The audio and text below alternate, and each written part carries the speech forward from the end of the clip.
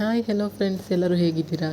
ನಾನಿವತ್ತು ಬದನೆಕಾಯಿ ಪಲ್ಯ ಹೇಗೆ ಮಾಡೋದು ಅಂತ ತೋರಿಸ್ಕೊಡ್ತೀನಿ. ತುಂಬ ಈಸಿಯಾಗಿರುತ್ತೆ, ಕ್ವಿಕ್ಕಾಗಿ ಆಗುತ್ತೆ, ಹಾಗೆ ಟೇಸ್ಟಿಯಾಗೂ ಕೂಡ ಇರುತ್ತೆ. ಇದನ್ನು ದೋಸೆ ಜೊತೆ, ಚಪಾತಿ ಜೊತೆ ಎಲ್ಲ ಕೂಡ ತಿನ್ಬೋದು.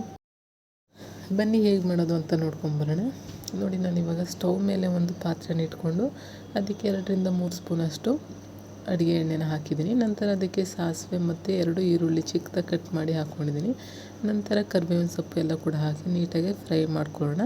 ಇದು ಚೆನ್ನಾಗಿ ಫ್ರೈ ಆಗಬೇಕು. ನಂತರ ಇದಕ್ಕೆ ಸ್ವಲ್ಪ ಅರಿಶಿನ ಪೌಡರು ಮತ್ತು ಚಿಲ್ಲಿ ಪೌಡರ್ ಎರಡನ್ನೂ ಕೂಡ ಸೇರಿಸ್ತಾ ಇದ್ದೀನಿ. ಅದನ್ನು ಕೂಡ ನೀಟಾಗಿ ಮಿಕ್ಸ್ ಮಾಡ್ಕೊಳ್ಳೋಣ.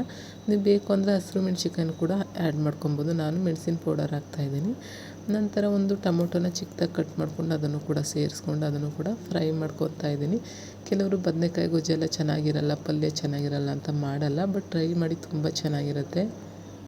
ನಂತರ ನಾವು ರುಚಿಗೆ ಎಷ್ಟು ಬೇಕೋ ಅಷ್ಟು ಸ್ವಲ್ಪ ಪುಡಿ ಉಪ್ಪನ್ನು ಸೇರಿಸ್ಕೊತಾ ಇದ್ದೀನಿ.